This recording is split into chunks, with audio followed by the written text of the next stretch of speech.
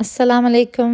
Welcome to हमारी कहानी। एक नए दिन एक नई कहानी के साथ आज की व्लॉग कई दिनों पे मुश्तमिल है, क्योंकि मैंने इसमें जो प्रोजेक्ट शुरू किया था वो एक दिन में कंप्लीट हो नहीं सकता था। तो मैं आपको अपने उस प्रोजेक्ट की रोज़ रोज़ की प्रोग्रेस दिखाऊंगी। असल में कई दिन भी क्या, एक्चुअली तो ये कई महीनों की बात है। लेकिन खैर वो पिछले क्लिप्स तो मेरे पास नहीं हैं, लेकिन जो अभी लेटेस्ट क्लिप्स हैं वो मैं आपके साथ ज़रूर शेयर करूँगी। और इसी के साथ साथ मैं आपके साथ कुछ घर का रिपेयर वर्क भी शेयर करूँगी कि DIY टास्क को कैसे किया जा सकता है, और हम जितना मुश्किल समझते हैं शायद वो उतने मुश्किल हैं नहीं। मुझे उम्मीद है कि आपको ये आज की व्लॉग पसंद भी आएगी और आपको इससे कुछ अच्छे आइडियाज़ भी मिलेंगे। लेकिन आप प्लीज़ मेरे चैनल को सब्सक्राइब कर लें और अपने फ्रेंड्स के साथ शेयर करें, ताकि आपको और इंटरेस्टिंग कंटेंट मिल सके। ये जो आप प्लांट या फिर वेजिटेबल देख रहे हैं, ये है मेथी। ये मैंने अपने वेजी पैच में उगाई हुई है, और ये मैंने तकरीबन जुलाई के महीने में मट्टी को नरम करके साफ़ करके ऑर्गेनिक गार्डन सॉइल में मेथी के बीज डाल दिए थे। और वो बीज मैंने कहाँ से लिए थे, वो मैंने पाकिस्तानी स्टोर या किसी भी इंडियन स्टोर से आप ले लें। और वो बीज मैंने डाल दिए मट्टी के, और फिर उनको अच्छा पानी देती रही। कभी बारिश से मिल जाता था, कभी मेरे इरिगेशन सिस्टम से मिल जाता था। बस उनको पानी मिलता रहा, और वो तकरीबन 2 ढाई से 3 महीने में इस तरह की हो गई। अब तो इस पर फूल भी पड़ गए थे। तो अब हमने इस मेथी को रिमूव किया, और हमने सोचा कि अब बैच बाय बैच रिमूव करते हैं, क्योंकि एक दिन में तो हम सारी को उतार के सुखा भी नहीं सकते थे। तो मैंने इसको उतारा और अब मैंने इसको सुखाना शुरू कर दिया मुश्तबा के साथ मिलके। और मैं आपको ये दिखा रही हूँ कि इसकी जो डंडियाँ हैं वो हम कंपोस्ट में डालते जाएंगे। और ये मेरा एक बैच मेथी का, जिसकी पत्तियाँ मैंने सिर्फ उतारी हैं, वो तैयार हो गया, वो साफ़ हो गया अच्छी तरह से। हमने इसमें ना कोई गला हुआ पत्ता डाला, ना कोई डंडी डाली, ये सिर्फ साफ़ सुथरी पत्तियाँ हैं। और ये मेथी भी बहुत साफ़ सुथरी सी थी।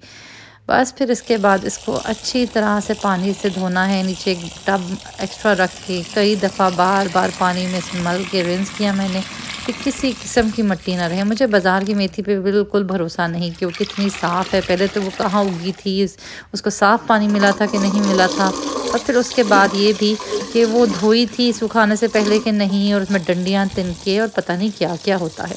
मैं ख़ुद बताऊँ तो मेरे वेजी पैच में भी मेथी ही की शक्ल की वीड भी उगी होती है। आपको क्या पता कि बाज़ार में उन्होंने साथ में वो भी सुखा दिए।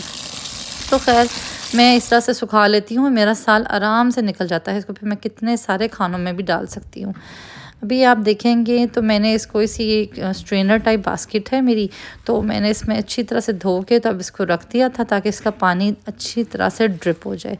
जब इसका पानी अच्छी तरह से ड्रिप हो जाएगा ना, तो मैं एक वाइट ट्रे में, फ्लैट ट्रे में टॉवल या कोई भी अच्छा साफ़ सा नैपकिन लगा के, तो उसके ऊपर इसको फैला दूँगी, और फिर ये धूप से सूखती रहेगी अगले कई दिनों तक। लेकिन उसकी मैं बड़ी एहतियात करती हूँ कि इसके ऊपर कोई कीड़े ना बैठे हैं या गंद ना आए। तो बस इस तरह से इसको मैं तैयार करती हूँ।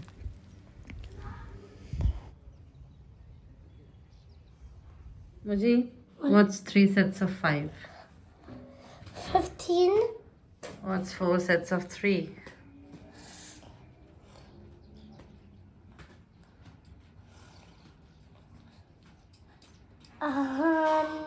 Could be 12. Yes. And what's 30 minus 20? 30 minus 4. 6. 30 minus 4. Oh, 26. Yes. Good. Love you. You did really long. मुझे और मैंने मिल के ये काम किया और ख़ूब इन्जॉय किया, क्योंकि हम साथ साथ अपनी बातें करते रहे। वो मुझे अपने स्कूल के बारे में बताता रहा, और हमने मैथ्स भी की। इस तरह से हम दोनों ने एक साथ टाइम भी स्पेंड कर लिया, और हमारा काम भी हो गया। फिर मैंने डिश वॉशर लोड किया, उसमें डाली डिश वॉशिंग टैबलेट और अपने मोड वगैरह को लगा के, तो मैंने सोचा कि बस आज का दिन हुआ ख़त्म, और अब कल देखेंगे कि इस मेथी की क्या प्रोग्रेस होती है। हाँ, रात को मैं मेथी को अंदर ले आई थी, रात को मैंने उसको बाहर नहीं छोड़ा था। अब ये अगला दिन है, और ये मैं आपको अपनी ब्रेड दिखा रही हूँ। ये मुझे बहुत ही ज़्यादा पसंद है, और ये एक हाई प्रोटीन मज़ेदार सा नाश्ता जो कि करके हम अगला दिन शुरू करेंगे। ये है कल की मेथी, और ये है आज की।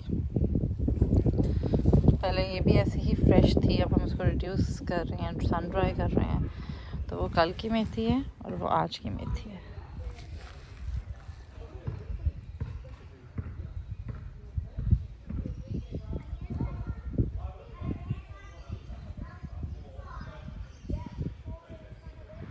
इस तरह से बैच 1 का डे 2 हुआ कंप्लीट और बैच 2 का डे 1 कंप्लीट हुआ। और एक और रात आ गई जिसमें मेथी फिर अंदर आ गई। अंदर रख के मैं उसको फिर रात को कवर करके ही सोती हूँ कि वो रात में भी उस पर कोई कीड़ा ना आए। वैसे अल्हम्दुलिल्लाह हमारे घर में कोई कीड़ा नहीं, पर फिर भी एहतियात बेहतर है। अब ये अगली सुबह आई। ये तीसरा दिन है बैच 1 का और दूसरा दिन है बैच 2 का। खैर आप ये छोड़ें, आपने इसको तब तक धूप में रखते रहना है जब तक कि वो अच्छी तरह से ड्राई नहीं हो जाती, क्योंकि वो हल्की सी भी गीली या फिर नरम हुई तो इसका मतलब है कि वो ख़राब हो जाएगी और आप उसको लंबे अरसे तक प्रिजर्व नहीं कर सकते। ये उसी तरह के हर्ब्स हैं, जैसे बाकी हर्ब्स आप मार्केट से लेते हैं तो वो भी तो ड्राई हुए होते हैं। उसी तरह आप अपने घर की मेथी को भी ड्राई कर सकते हैं और यकीन करें उसकी खुशबू और उसके जायके का कोई मुकाबला नहीं। ये एक और बैच भी मैंने मेथी का तैयार किया और उसको भी बाहर रख दिया। तीसरा बैच था ये। और ये एक बैच जो है हुआ रेडी। आप इसकी आवाज़ सुनें कि इसमें कितना क्रंच है।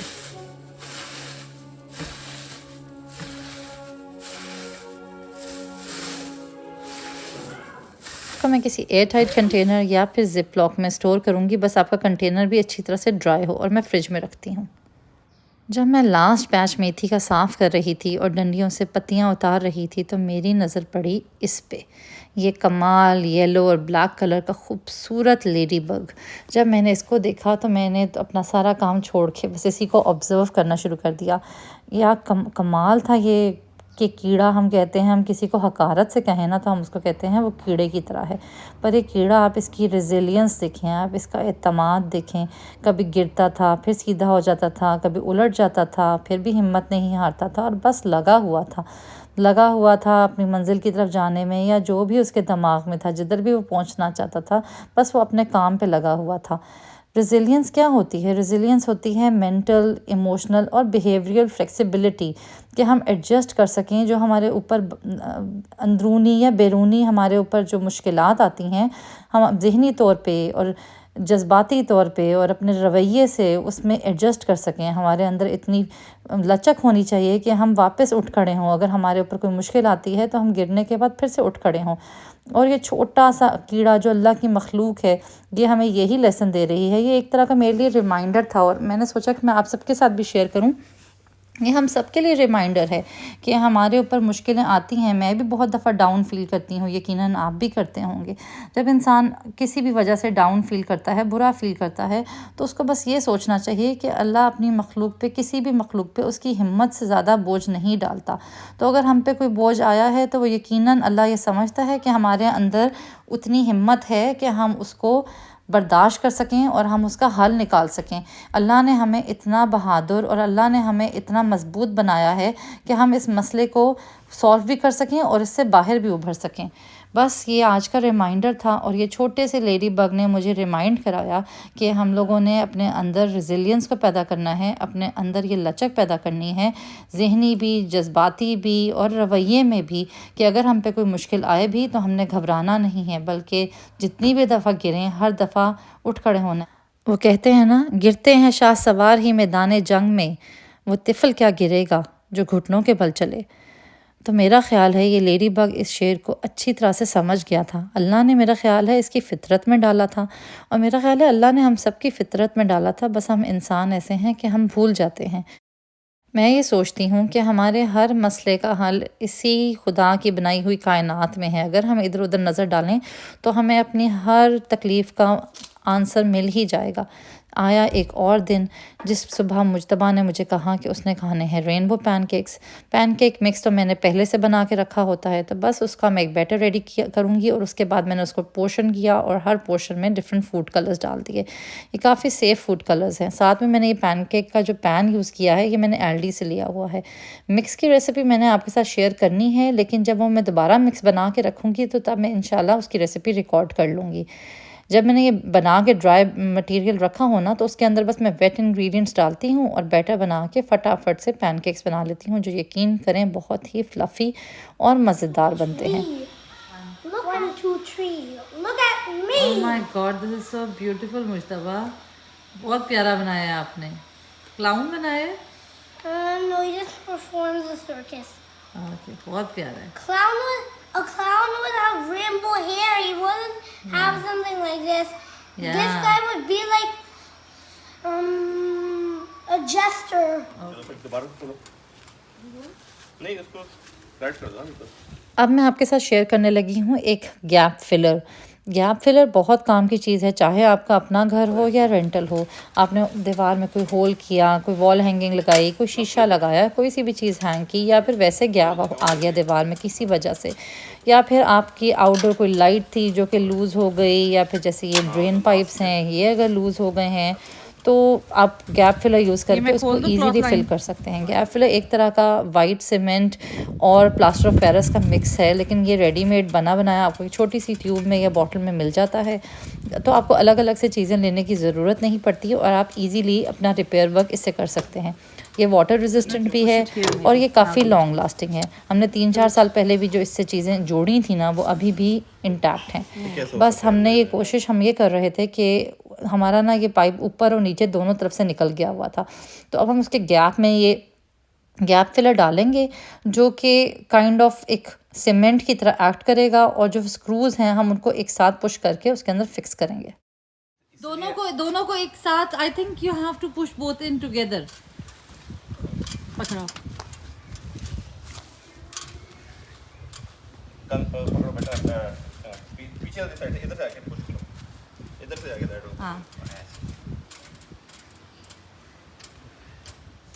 ये स्क्यूर्स मैं आपको इसलिए दिखा रही हूँ कि हमने उसके नोज़ल को खोलने के लिए ये यूज़ किए थे। ये अब आपको मैं क्लोज़अप दिखा रही हूँ कि किस तरह से इसके पीछे के एक पिस्टन को पुश करते हैं हम, तो अंदर से सीमेंट सा निकल आता है जो कि आप गैप को फिल करने के लिए यूज़ कर सकते हैं। इतनी देर में मुश्तबा आ गया कि मुझे ये लॉलीपॉप खोल दो। I'll do that. Give me a minute. बाबा की हेल्प।